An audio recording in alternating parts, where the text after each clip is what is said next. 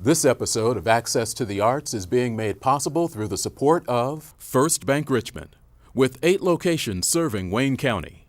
First Bank Richmond and you, doing great things together.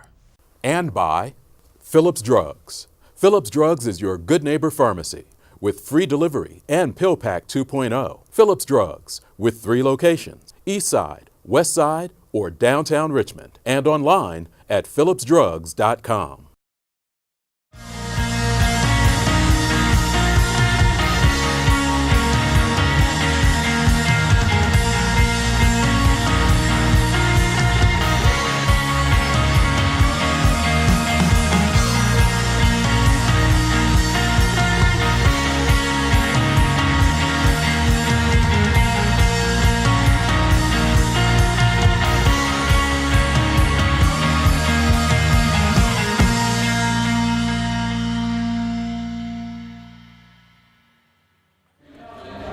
Hi, my name is Ray Ontko, and I'm your guest host today for Access to the Arts. I'm the president of the Richmond Shakespeare Festival Board, and today we're at the Star Jeanette Building in the Whitewater Gorge Park here in Richmond, Indiana.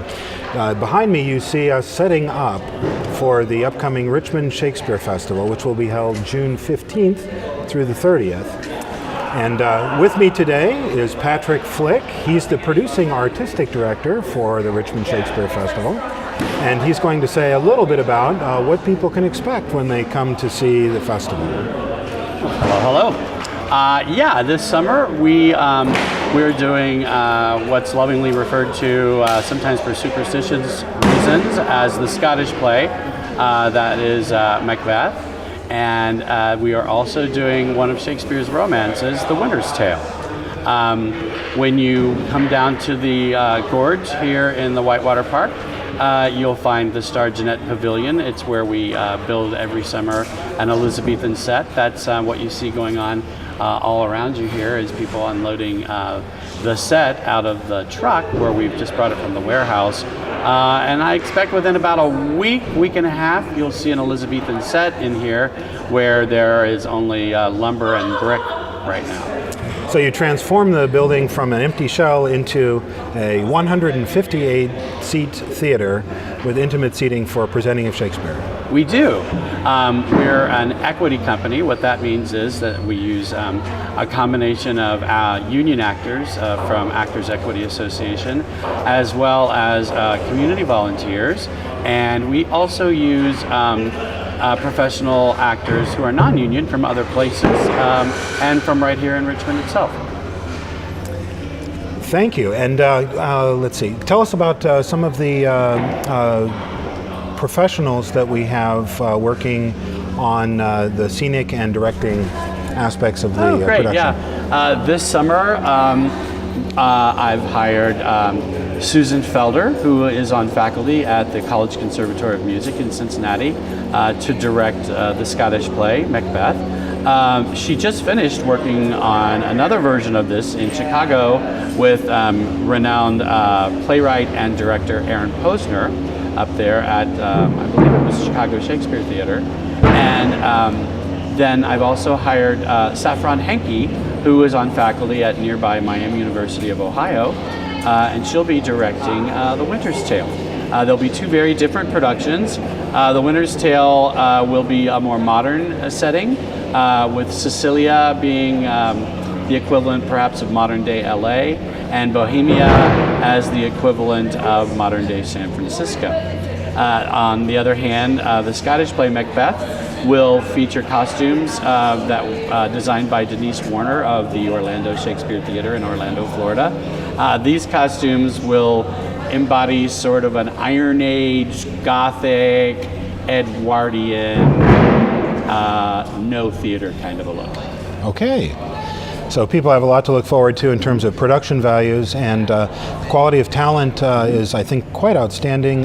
We draw from veteran volunteers, but we also have aspiring professionals from graduate and undergraduate theater programs throughout the Midwest and beyond, and working professionals in the region and nationally. Right. I'm very proud of the partnerships that we've established. We have actors I'm going to talk specifically about the college-age actors that are working with us this summer. As you said, undergrad and grad. We have 4 of them here with us this summer from the famous Hilberry Graduate Repertory Theater in Detroit, Michigan at Wayne State University. We have students here from Miami University as well.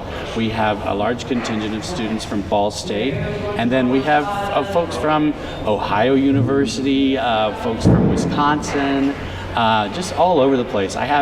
We just gathered 3 days ago, so I haven't even been able to figure out where everybody is exactly from. So this all happens in a 7-week period. We audition in January, February, and then everybody shows up in the middle of May, and we open the middle of June. Yep. And everything's buttoned up by July. Right. We start planning the next season. We have 2 free events coming up this summer at Alstro Plaza. We're bringing in Cincinnati Shakespeare Festival. I believe they're doing Midsummer Night's Dream, and we're also bringing in Shakespeare at Notre Dame. Their tour, they're doing The Merchant of Venice, I believe. And so we like to do pre-publicity at those events for this production that happens in June. So we'll probably know what shows we're doing next year by sometime in June. Well, excellent. Thank you so much, Patrick, for being with us today. The upcoming Richmond Shakespeare Festival will be held June 15th through the 30th here at the Star Jeanette building in Whitewater Gorge Park here in Richmond, Indiana. Hope to see you there.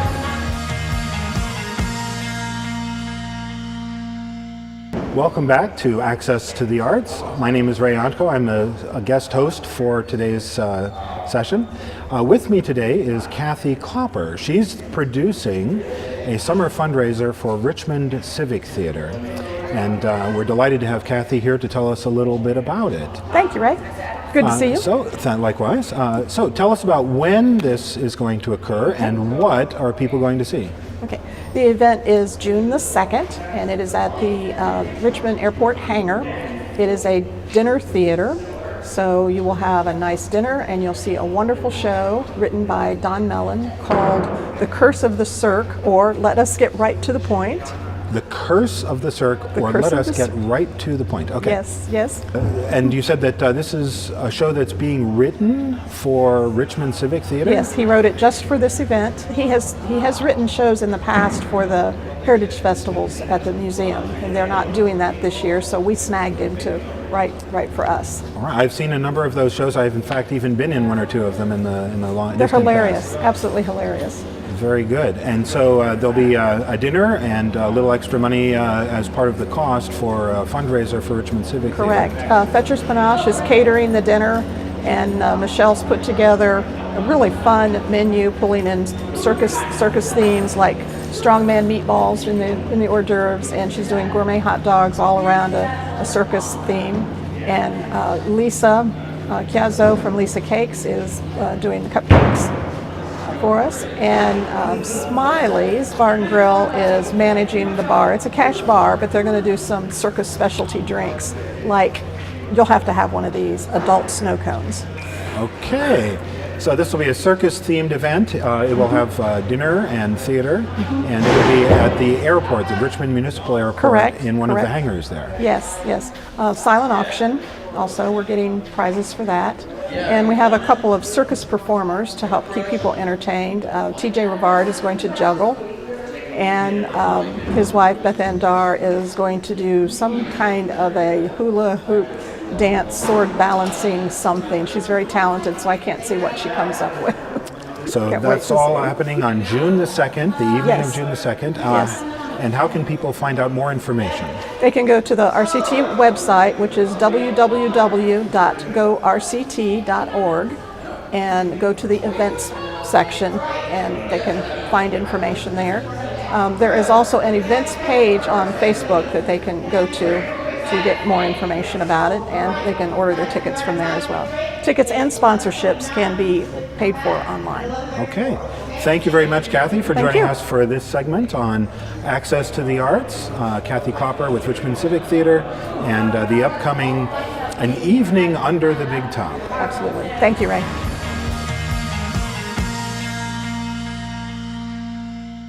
And And welcome back to Access to the Arts. We've moved locations, changed hosts. It's amazing how television does that.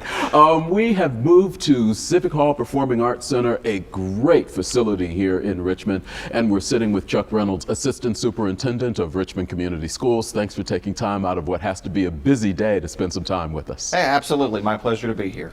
This facility attached to a high school has to be great for the students. I tell you, it's really second to none in the state of Indiana. And it's a unique partnership, and I'm sure we'll talk about that later, but between the community and this corporation to build this type of facility. But man, it is quite a terrific facility to have attached to a high school. What brings that up is that we're near the end of the year, and we were talking about it, but we see it because we show the choir concerts at the end of the year, the band concerts, the orchestra concerts, particularly for some of the beginning students, to be on a stage that size with an audience that you can put in this place.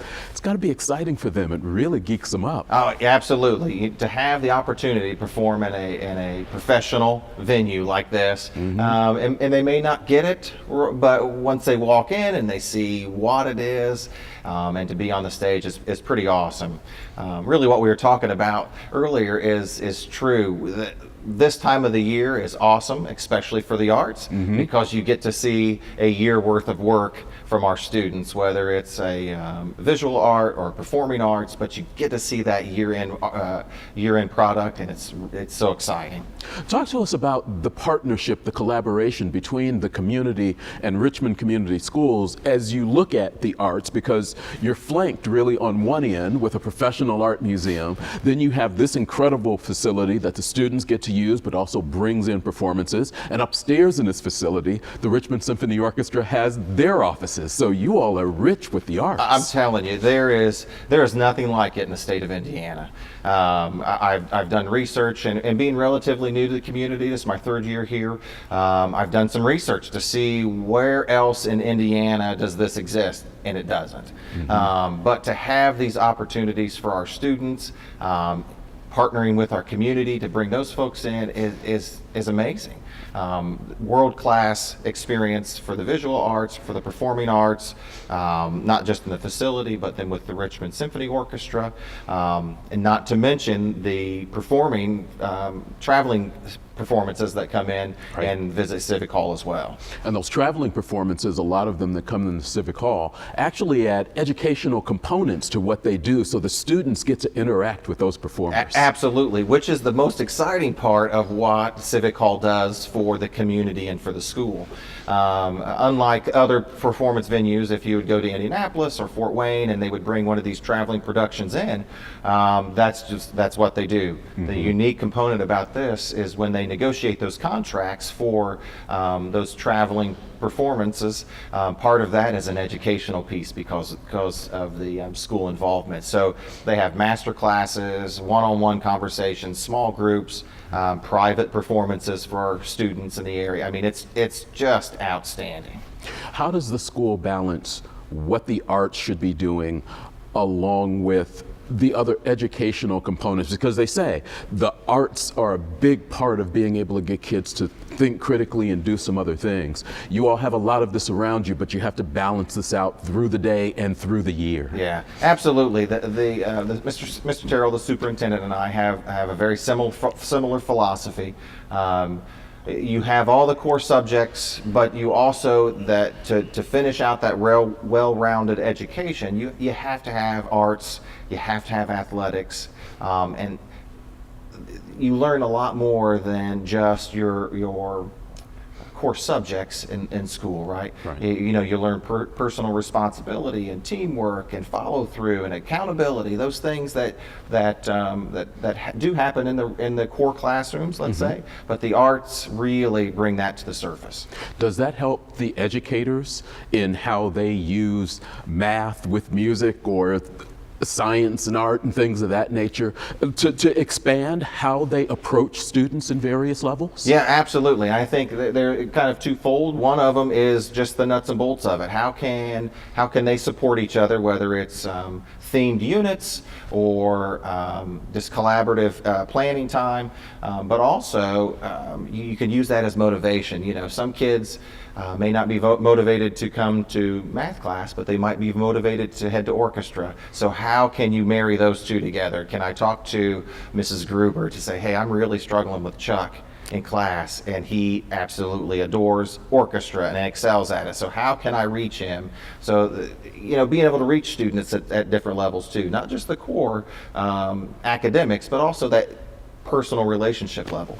How does what the educational institution, how does what the school does change how the arts look at their relationship with the school and the community? Yeah, and it kind of goes back to that, to what we talked about marrying those two. I mean, you really have to embed the arts within what you do, and the great part about the Richmond community is it's embedded throughout the community. Any place that supports the arts as much as this it's just going to be part of that the school. It's going to be a reflection of the community in the school. So it's critical, and like I said, I've never seen anything like it. You talked about coming in from the outside, having been here 3 years, getting used to these venues being here, being available.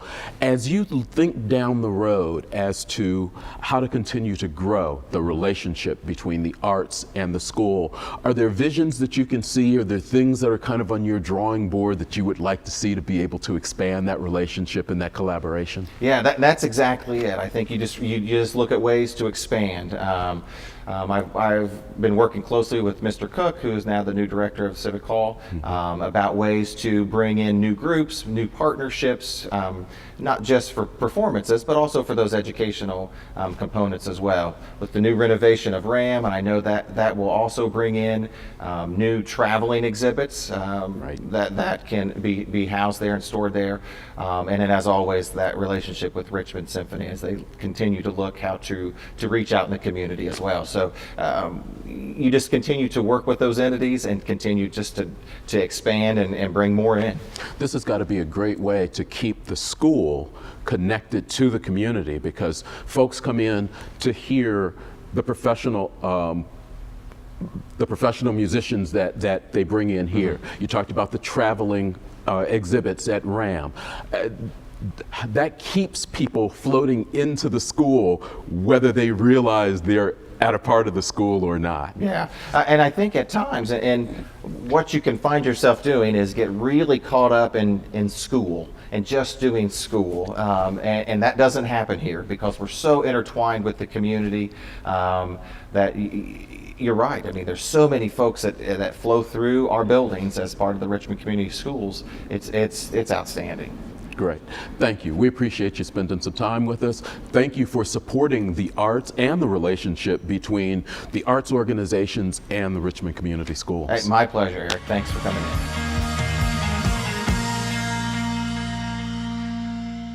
Welcome back to Access to the Arts. My name is Ray Ontko. I'm your guest host today. With me this afternoon is Jay Connard. He's the musical director for the Richmond Community Orchestra. And the Richmond Community Orchestra is getting ready to present a concert in Elstro Plaza on June 18th as part of the Richmond Shakespeare Festival.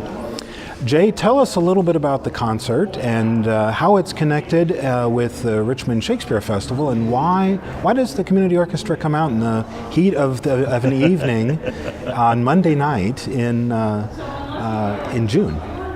Well, first of all, it is on a Monday night, which is an unusual time for us to do a concert, but that is also the evening we normally rehearse. So it's just easier to schedule it that way. And it is at 7:30 that evening, as you mentioned, and we enjoy doing things around the community. We like being part of, what's happening in Richmond.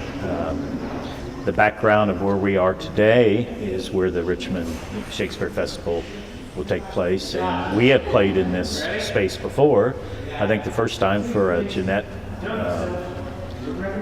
Hall Walk of Fame weekend, and then we've played here a few times for the Shakespeare Festival. So we just like to do things with the arts, support each other, do some, cross promotion that way.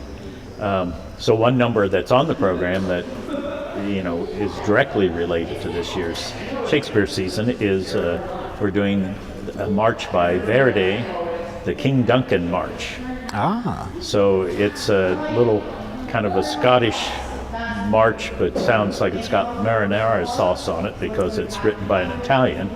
So it in the opera that he wrote, it takes place fairly early, since Duncan doesn't have many parts once the beginning starts. So that's that. We try to program at least one number that relates to one of the Shakespeare plays that has been performed. And that, in this case, is the Scottish play, also known as The Tragedy of Macbeth. Yes.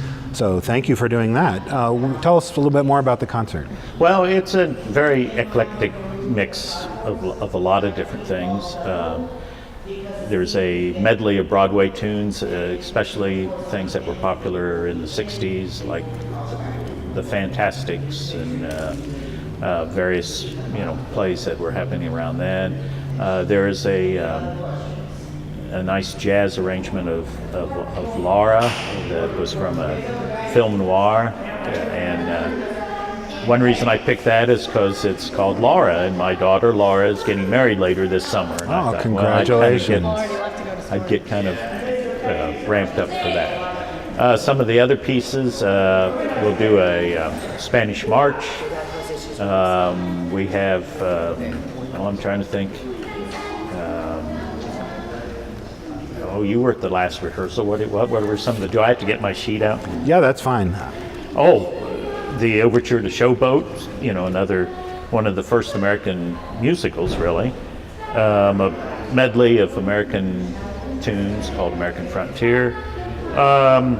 We're doing some classical things, like we have the March Slav by Tchaikovsky and a waltz by Khachaturian. So they're kind of an interesting mix of music that we're doing. So this will be a fun concert. It'll be an eclectic mix. There should be something for everybody. And this will be on a Monday evening. The concert starts at 7:30. People should bring their blankets and a picnic basket if they like. We'll also have food trucks there as part of the celebration. And obviously folks will, but there's no admission charge. No admission charge.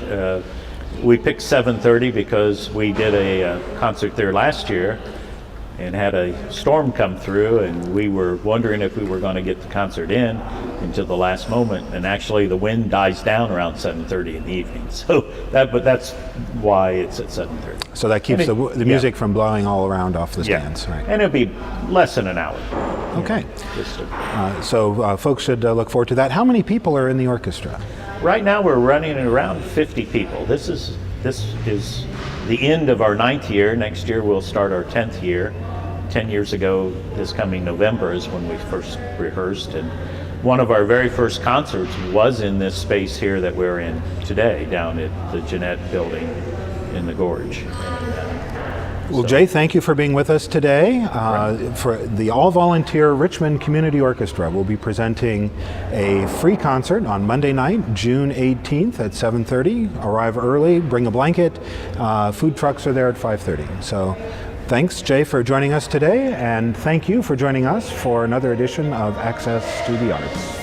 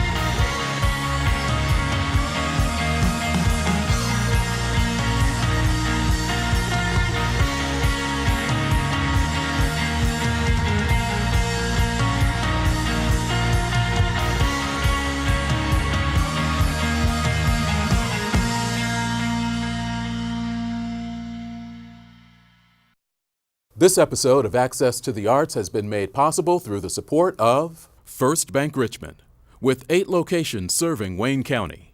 First Bank Richmond and you, doing great things together. And by Phillips Drugs.